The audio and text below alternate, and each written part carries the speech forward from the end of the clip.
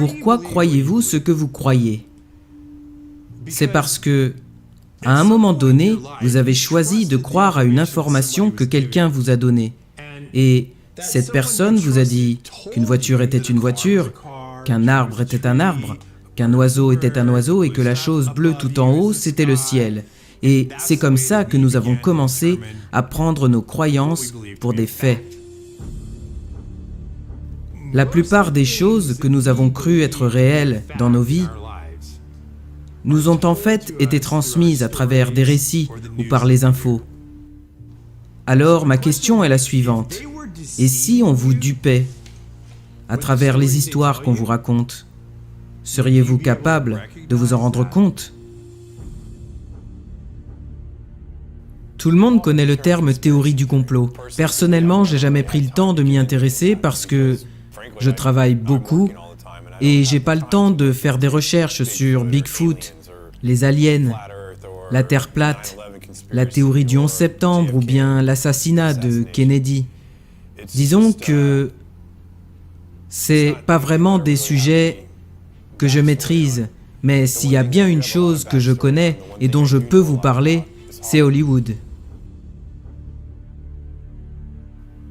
Quand on pense au divertissement, ce qui nous vient à l'esprit, ce sont les films, la télé, la musique, on est d'accord.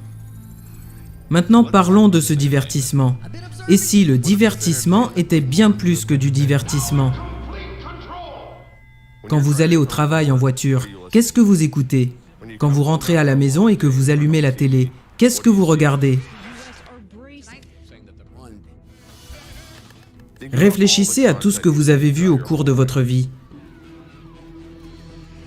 Une grande partie de ce contenu a fait de nous qui nous sommes aujourd'hui.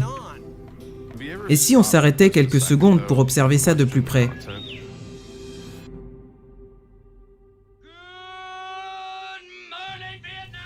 La seule chose que nous consommons plus que ce contenu, c'est de l'air.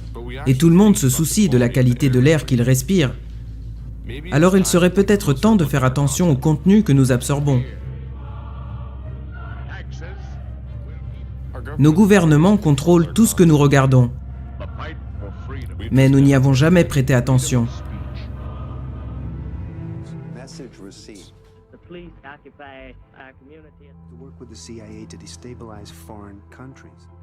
Nous consommons des images à un rythme si effréné.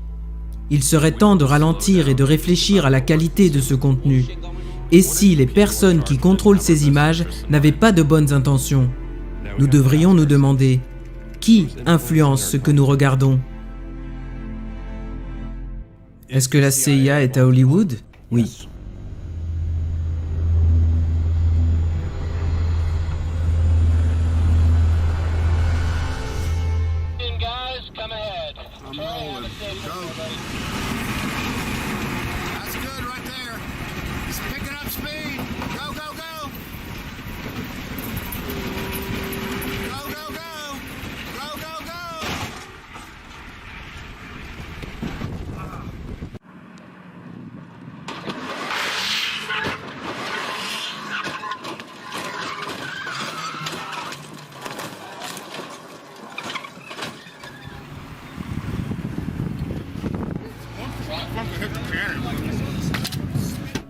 Ces 28 dernières années, j'ai exercé un des métiers les plus cool au monde. J'étais cascadeur professionnel. J'ai travaillé avec les plus grandes stars. J'ai été dans la peau de Batman, de James Bond. J'ai gagné une récompense. Je fais partie de plusieurs syndicats. Je suis dans le DGA, le WGA, et l'année dernière, je suis entré à l'Académie des Oscars. J'ai travaillé dur pour passer de cascadeur à coordinateur de cascade et je suis aussi devenu assistant réalisateur. La première grosse production dans laquelle j'étais, c'était Batman Forever. Et quand je suis arrivé sur le plateau de tournage, j'ai regardé autour de moi, il y avait Tommy Lee Jones, Jim Carrey, Val Kilmer, Drew Barrymore, Nicole Kidman. Et je me suis dit, comment j'ai atterri ici ?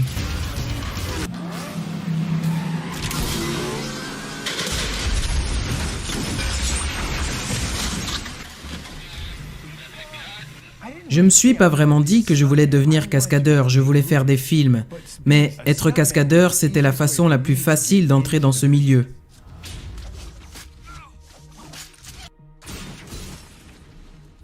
Je voulais pas être un acteur et faire semblant d'être un personnage. En étant cascadeur, j'étais le personnage. C'était moi qui créais l'illusion pour celui qui était à l'écran. Mais c'est moi qui ai sauté d'un hélicoptère, c'est moi qui étais dans une explosion.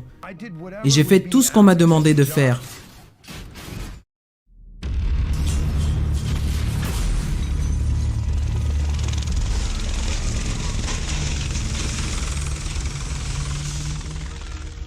J'ai eu une super carrière et j'ai eu une vie géniale.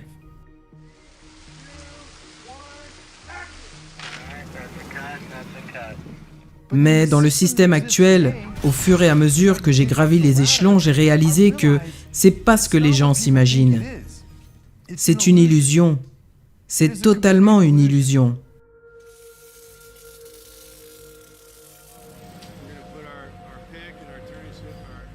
En 2014, j'ai travaillé pour une émission télé à Portland et je me suis gravement blessé. J'avais fait cette cascade au moins 20 fois au cours de ma carrière. C'était rien du tout pour moi, c'était juste une chute d'escalier. La première prise était bonne, pour la deuxième, je savais que je pouvais faire mieux et en tombant, je suis passé par-dessus la rampe, je me suis écrasé sur la barre du bas, je me suis fracturé une vertèbre et je suis resté paralysé sous la taille. Quand vous vous faites une blessure aussi grave, ça vous change complètement. Ce jour-là, j'ai su que je ne serais plus jamais l'athlète que j'avais été. Et j'avais toujours dit aux gens, la pire chose qui puisse vous arriver, c'est de vous blesser dans le bas du dos. Vous pouvez vous casser une jambe, un bras, mais si le bas du dos est touché, les hanches ou la région pelvienne, vous êtes fini. Et pendant 2 ans, j'ai cru que j'allais pas pouvoir vivre sans douleur. Mais à ce moment, mon problème c'était que j'avais perdu toute sensation dans mes cuisses. C'est toujours le cas d'ailleurs. Et dans cette partie de la région pelvienne. J'ai commencé à faire de la rééducation et la femme m'a dit « Ça ne vous aide pas vraiment ce que vous faites. Vous avez bien progressé. » Et je lui ai dit « Oui, je fais ça tous les matins. Le vrai problème, c'est la région pelvienne. » Alors elle m'a dit « Il y a une dame qui travaille ici et qui est spécialisée dans ce domaine. » Quand j'ai rencontré Mike, sa colonne vertébrale était cassée et il était partiellement paralysé au niveau de la région pelvienne. Ici, on aide les patients qui ont un problème avec les fonctions les plus importantes, les intestins, la vessie et les fonctions sexuelles. Un jour, on était en plein milieu d'une séance et elle m'a arrêté pour me dire « Je ressens beaucoup d'énergie sombre autour de vous. Est-ce que vous m'autoriseriez à prier pour vous ?» Je lui ai dit « Prier pour moi ? Ok, allez-y, je crois pas en ces choses-là, mais allez-y, priez pour moi. » Donc, elle a prié. Et moi, je l'ai regardé faire et je me suis dit, c'est bizarre. Mais bon, et donc pendant 2 ou 3 mois, chaque fois que j'allais la voir, elle s'arrêtait pour prier. J'étais un peu dégoûté par la personne qu'il était. Il était très égocentrique, il pensait beaucoup à l'argent, et je pense que le Seigneur a dû avoir pas mal de boulot avec lui en termes d'humilité. Il m'a clairement dit qu'il pensait que j'étais folle, mais il m'a laissé faire. Un jour, en fin de séance, je lui ai dit « Alors, soit vous êtes complètement folle, soit vous croyez au monde des esprits. » Et elle m'a dit « Michael, je suis l'une des seules thérapeutes de la région pelvienne dans le sud de la Californie. Et quand ces satanistes, ces gens malsains, pratiquent des rituels sur des petites filles, des femmes, des petits garçons, à votre avis, qui les aide à se rétablir? C'est moi. Oui, ça existe, et vous devriez faire des recherches. Ce n'est pas à l'église que je me suis éveillé, contrairement à ce que disent certaines personnes. Moi, j'avais perdu la foi, j'avais plus aucune attente, et j'en étais même arrivé à un point où je me suis dit « Ok, je vais essayer de profiter de la vie, et quand je devrais partir, je partirai. » Parfois, je me demandais si j'étais pas fou. Mais plus je lisais des articles et plus je me disais, c'est vrai que J'ai vu des choses dans des soirées, j'ai vu des œuvres d'art, des statues, j'ai vu des choses chez certaines personnes qui pouvaient faire penser qu'ils pratiquaient ce culte. Donc je me suis dit, il doit y avoir quelque chose. Et je voudrais préciser que j'ai pas trouvé Dieu parce que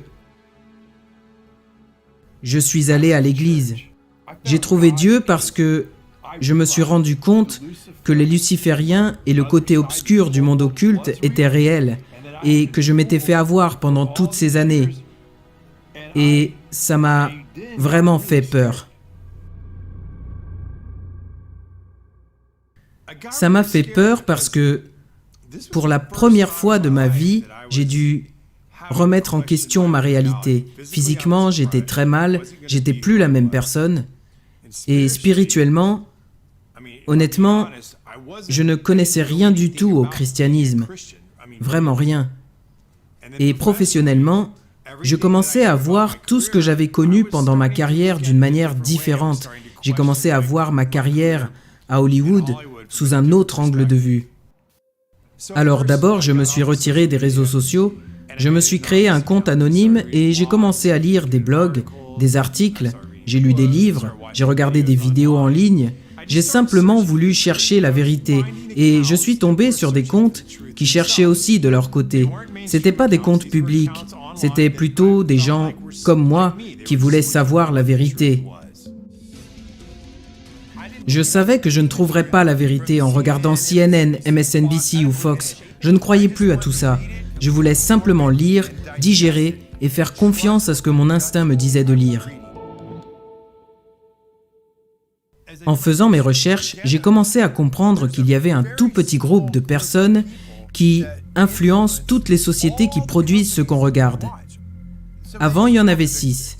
Mais Disney a acheté la Fox, Disney contrôle Marvel et Lucas Studio appartient à Disney. Donc regardez l'audience gigantesque que ça représente.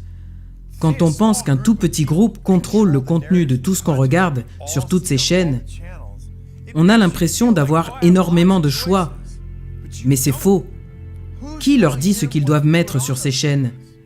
Quel est le but? Tonight, the FBI is on the case and they are warning big companies in America to protect their data after a big Hollywood studio got hit by hackers and several blockbuster movies ended up online. This is the first time the United States has accused a foreign government of a cyber attack against an American corporation. Et ça m'a intrigué parce que j'ai travaillé avec Sony pendant un bon moment, pendant ma carrière, et quand j'ai appris pour le piratage, j'ai dû protéger mes données et j'étais vraiment curieux de savoir ce qui se passait. La version donnée au public était que Seth Rogen et James Franco avaient fait un film sur la Corée du Nord qui n'a pas du tout apprécié et ils ont décidé de hacker Sony pour leur donner une leçon. Et quand j'ai entendu ça, je me suis dit, ça tient la route, je connais Seth, je connais James, c'est clair qu'ils vont loin dans la comédie et qu'ils ont un sens de l'humour bien à eux. Donc je me suis dit, ça tient la route. And now private emails are going public. It's a public relations disaster.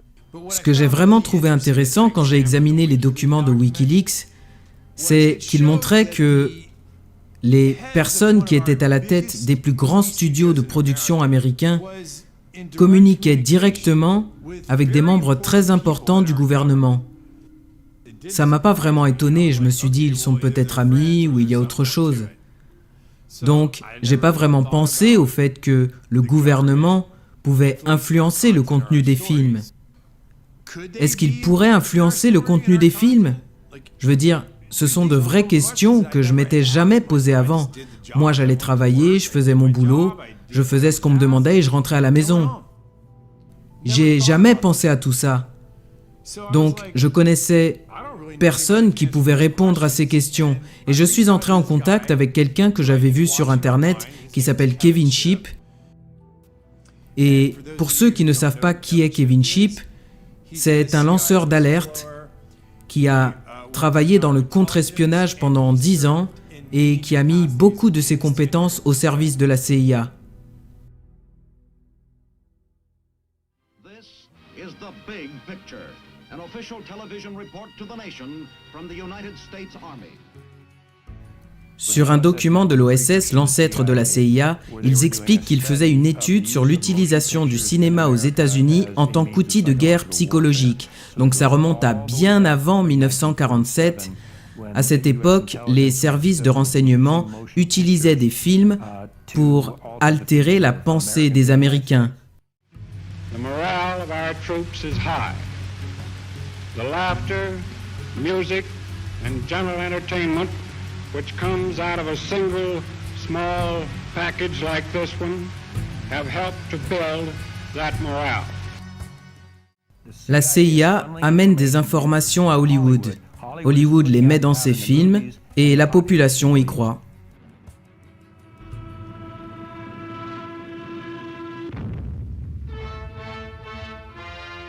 Taxes to bury the Axis.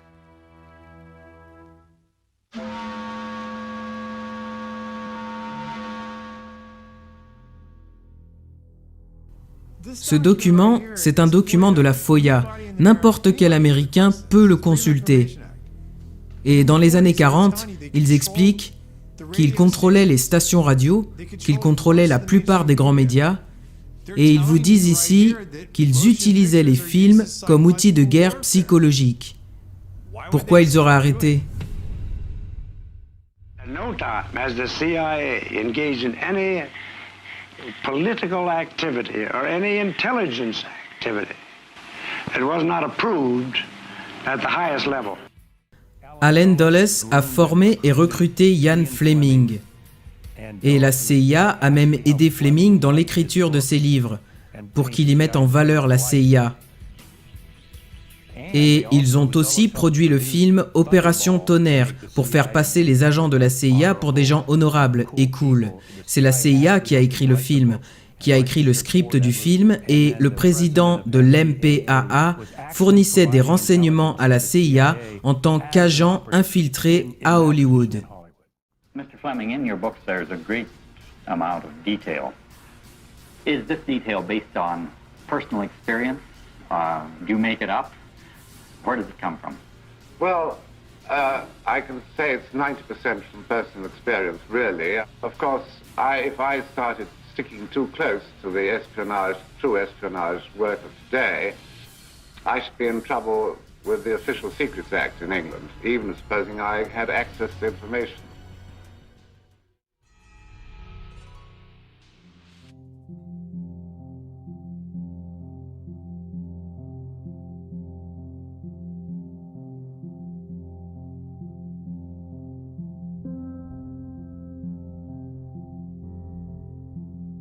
Il n'y a aucun doute sur le fait que l'opération Mockingbird existe. Ils ont commencé à payer les journalistes des grands médias, des journalistes ayant reçu le prix Pulitzer, pour imprimer de fausses informations à la demande de la CIA et de fausses interviews. Ça a été révélé dans la commission Church. Do you have any people being paid by the CIA who are contributing to a major circulation American journal? We do have people who submit pieces to American journals. Et bien sûr, la CIA a détruit le reste des dossiers, c'est comme ça qu'ils procèdent. George H.W. Bush a fait une déclaration à propos de Mockingbird. Il a dit « Nous allons officiellement arrêter le programme, nous allons arrêter de payer des journalistes, et désormais, le programme sera volontaire. » Ce qui veut dire que Mockingbird continue aujourd'hui. Quand avez-vous vu pour la dernière fois les grands médias faire une enquête sérieuse sur les activités de la CIA? Il y a une raison à ça. This would mean that the CIA could manipulate the news in the United States by channeling it through some foreign country. And we're looking at that very carefully. You say that continues today? Well, I would think probably for a reporter it would continue today, but because of all of the revelations of the period of the 1970s, it seems to me that a reporter's got to be much more circumspect in doing it now, or he runs the risk of at least being looked at with considerable disfavor by the public. I think you've got to be much more careful about it. platforms to push their own personal bias and agenda to control exactly what people think. And this is extremely dangerous to our democracy. This is extremely dangerous to our democracy. This is extremely dangerous to our democracy. This is extremely dangerous to our democracy. This is extremely dangerous to our democracy. This is extremely dangerous to our democracy. This is extremely dangerous to our democracy. This is extremely dangerous to our democracy. There is something about the way the CIA has been functioning that is casting a shadow on our historic position of freedom, and I feel we need to correct it.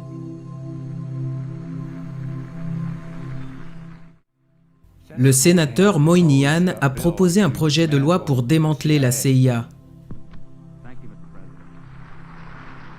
Il l'a fait à 2 reprises. La deuxième fois, c'était en 1995.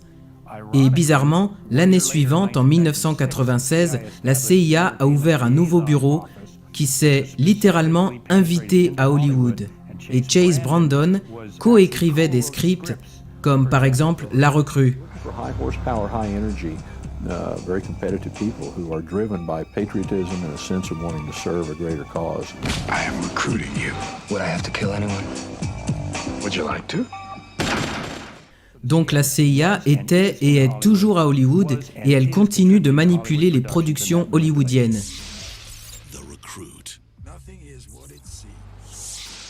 Quand j'ai commencé à m'éveiller, je ne pensais pas vraiment que la CIA avait un bureau à Hollywood. Je me suis dit, c'est quoi ces histoires? Et j'ai commencé à demander autour de moi qui était au courant.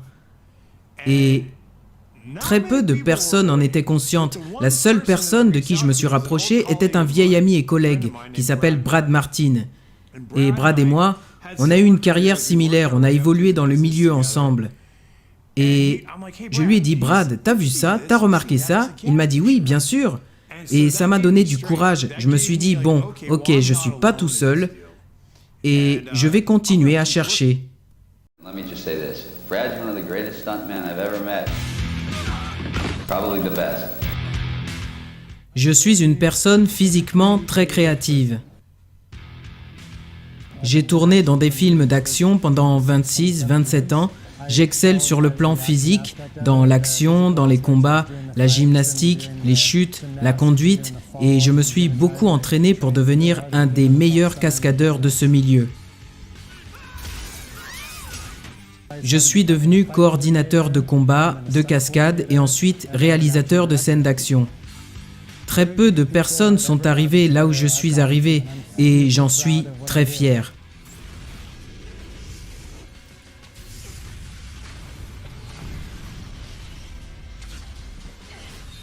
J'avais une vision très idéaliste de ce qu'était l'industrie du cinéma et j'ai souvent été déçu. On a vraiment l'impression qu'il y a une intention cachée dans chaque film et j'ai compris que c'était une machine et qu'ils avaient besoin de mettre un certain contenu dans les films pour atteindre les masses. J'ai arrêté de regarder la télé et les films et la raison pour laquelle j'ai arrêté, c'est parce que j'ai fait des recherches sur ce qui se passe dans le monde actuellement. Et toute la corruption, les récits déformés de la réalité, et j'ai commencé à réaliser que la réalité est 20 fois plus intéressante qu'Hollywood. J'étais un accro d'Hollywood. J'aimais tous ces films, mais ça n'a plus de sens pour moi parce que je sais que ce qui se passe en ce moment a une signification et qu'il y a des conséquences. Et quand les gens connaîtront la vérité sur ce qui se passe dans le monde et sur les forces qui s'affrontent, ce sera vraiment la plus grande histoire jamais racontée. J'ai vu par exemple un truc à la télé où ils expliquaient que la CIA avait aidé Disney à acquérir toute la zone marécageuse de Floride. Pourquoi ils feraient ça? His lawyers in charge of purchasing the parcels had served in military intelligence during World War II and knew how to keep a secret. And they used several different companies, none with Disney's name, to acquire the properties. Ensuite, j'ai creusé pour savoir ce que la CIA avait à voir avec Hollywood, du moins avec Disney. Washington DC est vraiment à Hollywood. J'ai vu des documents de la défense et de la CIA qui s'adressaient aux directeurs des studios et qui les orientaient d'une certaine façon. Les gens parlent souvent de choses considérées comme théories du complot, mais certaines de ces choses ont du sens à mes yeux. Il y a un autre programme développé par la CIA après la Deuxième Guerre mondiale, c'est l'opération Paperclip. Ça a été montré dans beaucoup de films, y compris dans les Marvel. Operation Paperclip after World War II, SHIELD recruited German scientists with strategic value. Thought I could help their cause. L'opération Paperclip est quelque chose que les gens doivent connaître, parce que ça a été tellement caché, ridiculisé et considéré comme une théorie du complot, et d'ailleurs ce terme a été inventé par la CIA pour détourner l'attention de l'assassinat de Kennedy. Ils ont inventé ce mot pour empêcher toute investigation ou tout regard critique sur leurs activités. Concernant l'opération Paperclip, c'est très documenté, il n'y a aucun doute là-dessus. Allen Dulles, le directeur de la CIA, était associé à Henry Himmler, du Troisième Reich. Ce que Dulles a fait après la chute du Troisième Reich, c'est qu'il a fait entrer secrètement les meilleurs scientifiques nazis aux États-Unis et Harry Truman a falsifié leurs dossiers pour effacer toute trace de crimes de guerre. Ils ont emmené tous ces scientifiques nazis pour qu'ils travaillent pour la CIA, ce qui incluait les expériences qu'ils ont pratiquées sur les hommes, les femmes et les enfants juifs, et toutes les études psychologiques que les nazis avaient faites. La CIA a utilisé leur expertise pour leur programme à travers cette opération. Leur idéologie, nazie, principalement fondée sur des croyances occultes, a été adoptée par la CIA. L'un des premiers programmes issus de l'opération Paperclip a été MK-Ultra. C'est un programme assez complexe qui comprend des expériences sur les humains et la manipulation mentale. As this 1952 CIA memo says, the aim is controlling an individual to the point where he will do our bidding against his will, and even against such fundamental laws of nature as self-preservation. Dans la commission Church, MK-Ultra a été lancé comme un véritable programme de contrôle mental utilisant des violences mentales, physiques et sexuelles et des psychotropes. Lysergic acid diethylamide, LSD. It was one of the first times that anybody had run into a powerful drug that was different than anything else that they knew anything about. A decision was made at the highest levels of the CIA to do testing on unwitting Americans. At Ravenscraig, Dr. Cameron went further with drugs and electric shock treatments than any researchers in the MK-Ultra project dared. His aim was to wipe the mind clean. Then he would implant new messages by forcing the patient to listen to a hypnotic repetition as many as 250,000 times. This was called psychic driving. He would give the patient intensive electric treatment. He would attempt to implant new ideas in the mind of the patient. Now, to a layman, it would appear that Dr. Cameron was trying to take the slate and wipe it clean, the slate being the mind. In other words, brainwashing. Exactly, that's a very good comparison. Brainwashing. Yes, to life. No. Good heavens. You're doing fine, just try to describe it. Oh, you don't know. You want to give yourself. You want to give yourself surgery. How do you feel inside? Inside. I'm really inside. Nobody explained it to me. Nobody ever asked me if I was willing to do it or anything. They put me on sleep treatment. And they kept you asleep for 23 days. And while I was asleep, they were shocking the heck out of me with electric shocks and playing tapes. Why are you letting me responsibility?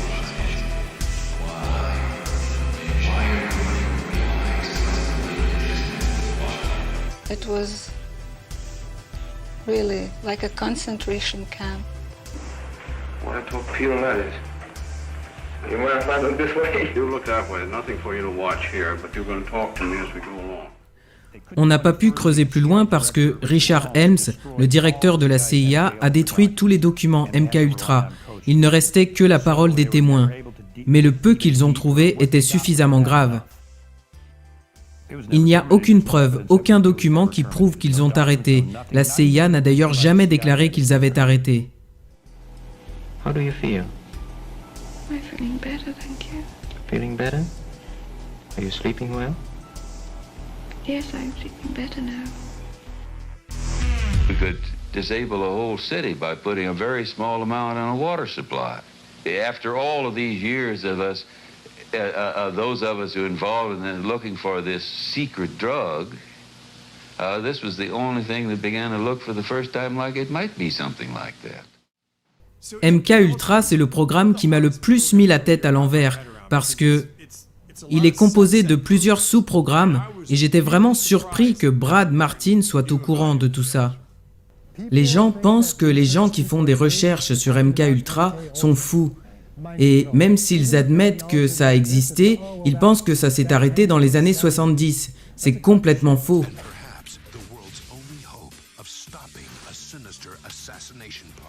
Le film dans lequel j'ai tourné qui parlait de ce sujet, c'était Zoolander.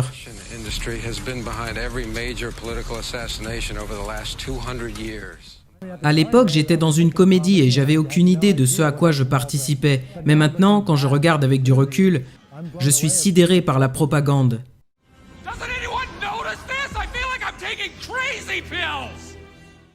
Quand, dans le film, on vous montre qu'il contrôle l'esprit de Derek Zoolander, on comprend qu'ils essayent de vous désensibiliser et de vous faire croire que ce que vous voyez, c'est de la fiction, c'est une comédie.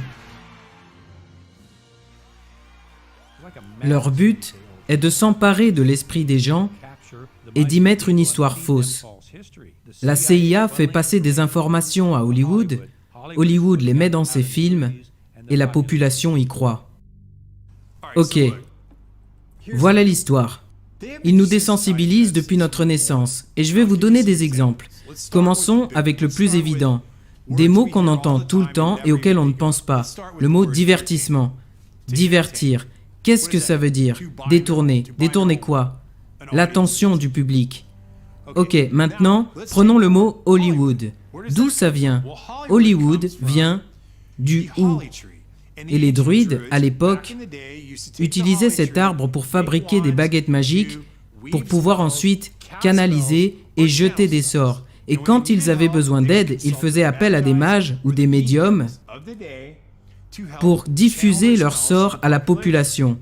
Et aujourd'hui, qu'est-ce que nous avons dans nos maisons? On a tous cette boîte noire qu'on appelle télé. Et si on prend le mot en français, ça donne « raconter une histoire ». Et quand on allume la télévision, quelle est la première chose qui apparaît? Une liste de chaînes. Et quand on sélectionne ces chaînes, qu'est-ce qu'on voit?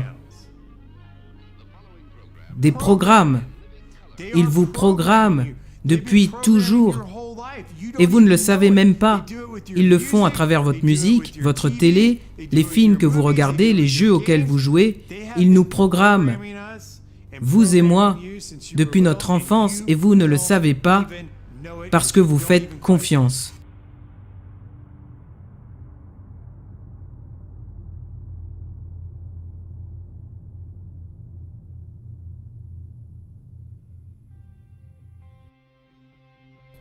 Depuis 1900, nous sommes entrés dans une période de technologie inimaginable auparavant. Le progrès a permis aux dirigeants de ce monde d'orienter nos vies dans des proportions jamais atteintes. Par conséquent, de nouvelles techniques de contrôle de la population ont été mises en place par les entreprises à qui nous faisons confiance pour qu'ils nous donnent des informations. Il a toujours été question de contrôler ce que la population pense et entend. Ils ont créé notre culture et façonné notre société.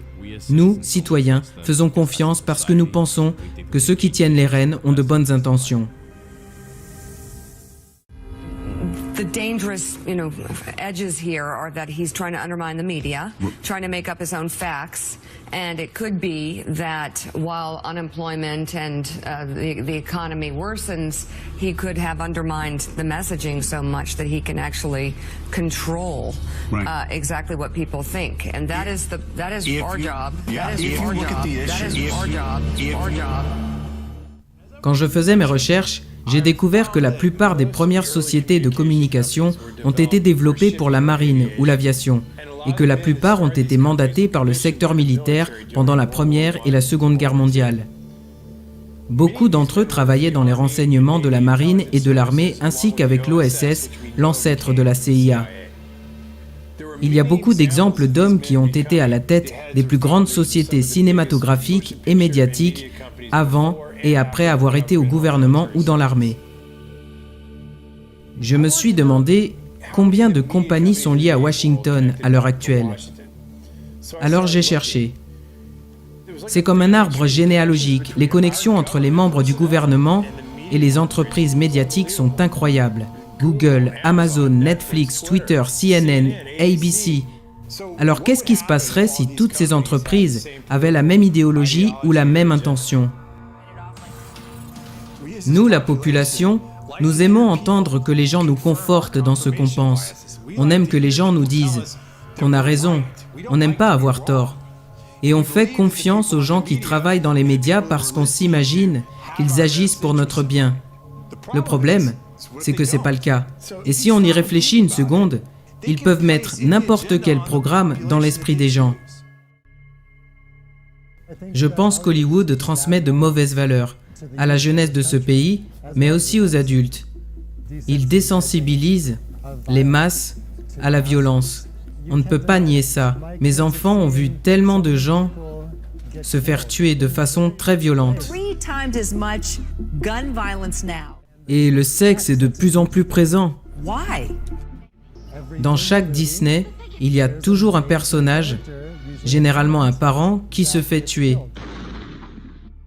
Traumatiser un enfant, pourquoi? C'est horrible, je vois pas l'intérêt de commencer une histoire avec un parent qui meurt. C'est trop triste. Dans MK Ultra, il faisait des expériences sur des enfants. On nous a même appris en cours de psychophysiologie que si on inflige à un enfant entre 1 et 8 ans un abus ou un traumatisme sexuel, la personnalité de l'enfant va se diviser en deux et il restera impacté pour toute sa vie. Très souvent, ces enfants finissent par avoir une personnalité multiple et un trouble de la dissociation. On met dans la tête des enfants des notions occultes et la plupart des parents ne le savent pas.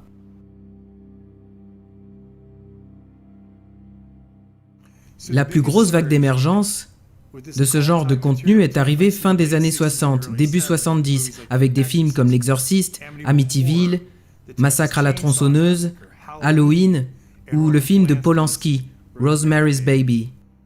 Et parallèlement, à la même époque, on a assisté au développement de l'église de Satan à Los Angeles, fondée par Anton LaVey.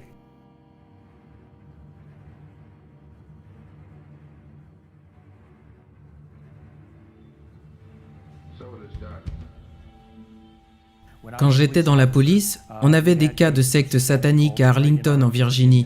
Ils sont là depuis des décennies dans les collèges, les lycées, les gouvernements et à Hollywood. I got to meet people like Sammy Davis and that kind of shit. Sammy told me he worshiped the devil. Sammy was like, you know, Satan is as powerful as God. And I was like, what the fuck are you talking about? He says, why do you think there's so much anger in the world and killing and murder and Satan? And he saw my reaction to it, and he kind of lightened up on it. And he was like, the Dan Tanner is dark, and it's the candles on the table, and Sammy's face over the candle. You know, Satan is as powerful as God.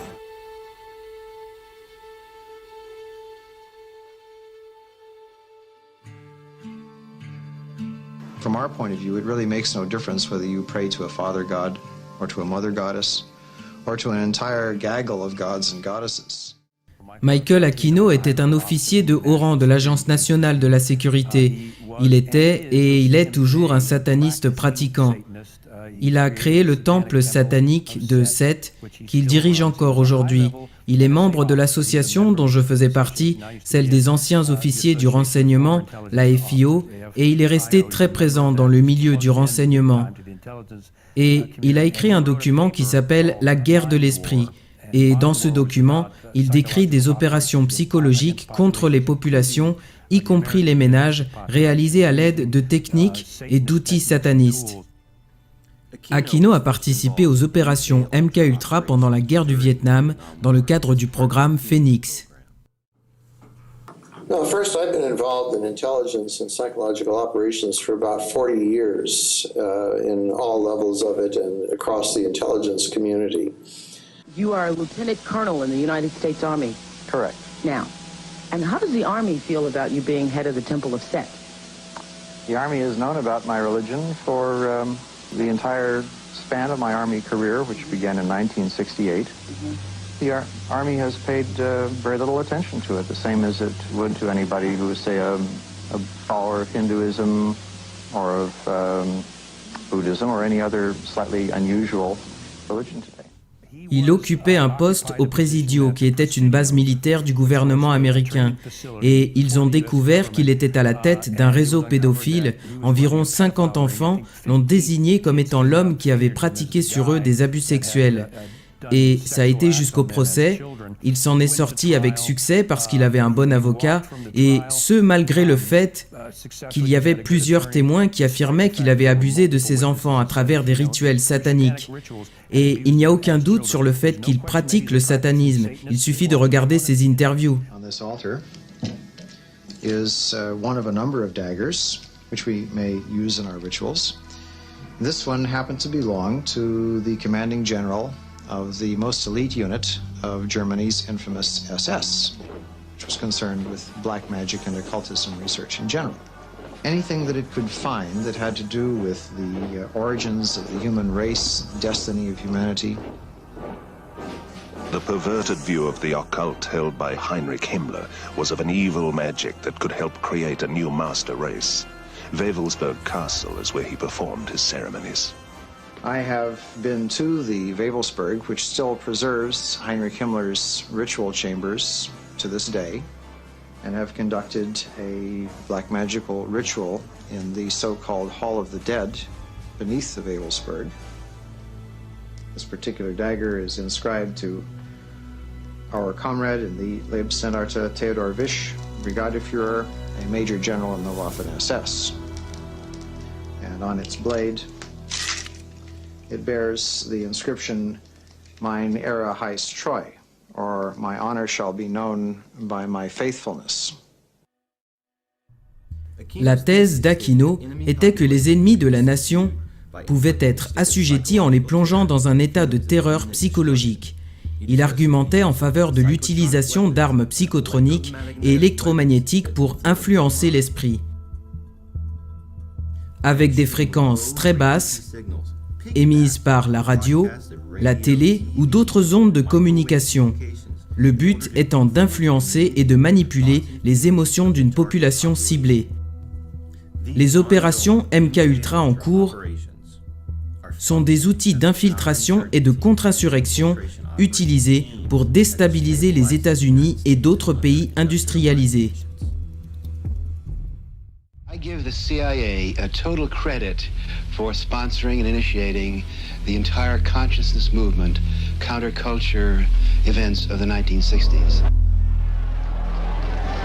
History will judge the role of the CIA and other intelligence agencies in unwittingly contributing to the counterculture of the 60s through their intense interest in LSD and other hallucinogenics. But for the moment at least, the argument can be made that the CIA helped usher in the age of Aquarius.